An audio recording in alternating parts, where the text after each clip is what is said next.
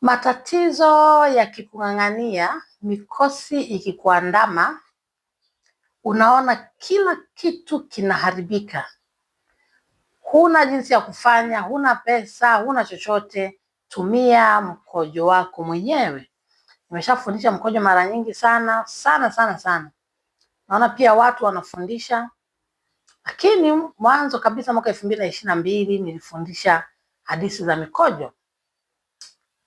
Mkojo pia una muda wa kuutumia, usitumie kila siku, mwisho mwili utazoea. Unajua mkojo umebeba DNA yako, DNA, yani asili yako. Na unajua mkojo ni kitu ambacho kimeunganika na universe. Yani kwa mfano, mkojo unaweza kusoma kila kitu kilichoko ndani yako. Na ndio maana na wazungu, kuna rais mmoja wa Korea Kusini, nadhani Kim Jong Un, rais wa Korea Kusini, haruhusu kabisa hata anapoenda nje ya nchi mtu yoyote achukue mkojo wake. Mara nyingi wanasafiri na choo chake, anajisaidia kwenye choo chake na kile kinyesi kinaenda kumwagwa Korea. Hata kama yuko Marekani, yuko nchi gani, lakini baadaye atarudi Korea kwenda kumwaga, kwa sababu mkojo unabeba kila kitu. Utakuonyesha tabia zako, kama unatumia madawa kulevya, kama unatumia, una magonjwa, una kisukari, magonjwa mengi, magonjwa ya zinaa, UTI, swini, na vitu vingi sana wazungu wanachunguza kupitia mkojo, kwa sababu wewe ni mkojo. Wewe ulitokana na mkojo. Baba yako alipomkojolea mama yako ukapatikana wewe. Kwa hiyo mkojo upo aina nyingi. Kuna mkojo wa kiume, kuna mkojo wa kawaida tunaokojoa, lakini hasa nataka nielekeze jinsi ya kuondoa mikosi kwa mkojo wako mwenyewe. Kuna kijana mmoja alinipigia simu, ni ana mke na watoto 3, lakini mikosi imeandama sana nyumba yake. Kwanza yeye na mke wake hawaelewani, ni ugomvi mchana na usiku. Mwanamke ana wivu kupita kiasi, ni mgomvi, ana mdomo. Mama yake pia anaugua pressure, kisukari na vidonda vya tumbo, kila siku ni hospitali Bugando. Watoto wake pia, na watoto mapacha wawili, ana watoto 3, wawili mapacha. Wale mapacha wawili wanaishiwa damu, wakipimwa labda sikoseli hawana, yani kwamba kila senti anayoipata inaenda kwenye matatizo. Basi nilichomwambia, tumia DNA yako, tumia mkojo wako. Sasa ukiwa unapitia changamoto za mikosi kukuandama sana, wakati mwingine watu wake walikuwa anaamka usiku wa manane, wanaanza kulia, mama naona hiki, kuna mtu ananikimbiza, yani kama mikosi fulani. So nikamwelekeza remedy ambayo nitakuelekeza wewe hapa pia. Unatakiwa amke alfajiri sana, kama unaandama na mikosi sana ambayo kuanzia watoto, familia, mke, watoto, amka alfajiri, mkojo wako wa kwanza, usiongee na mtu yoyote, usalimie mtu yoyote. Alfajiri kuanzia saa 9, saa 10 mpaka saa 11 hapo. Sasa saa 9 na saa 10, kojoa mkojo wako wa kwanza wote. Chukua chumvi ya mawe kiasi cha vijiko 2 vya chakula, weka mle kwenye ule mkojo, sawa? Halafu ukishaweka, mwambie Mwenyezi Mungu matatizo yanayokusumbua. Mwambie Mwenyezi Mungu, leo ndio mwisho wa kuteseka, leo ndio mwisho wa haya matatizo.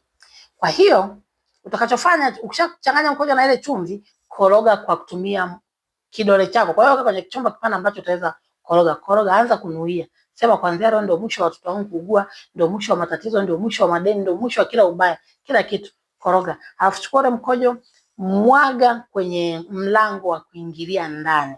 Unajua kuna mikosi mengine yanaitwa na wachawi. Kwa mwaga kwenye mlango wa kuingilia ndani. Kama ni milango miwili, mwaga mlango wa mbele na wa nyuma. Mwaga kama mstari, yani kama line, kwamba kila atakayepita aruke pale.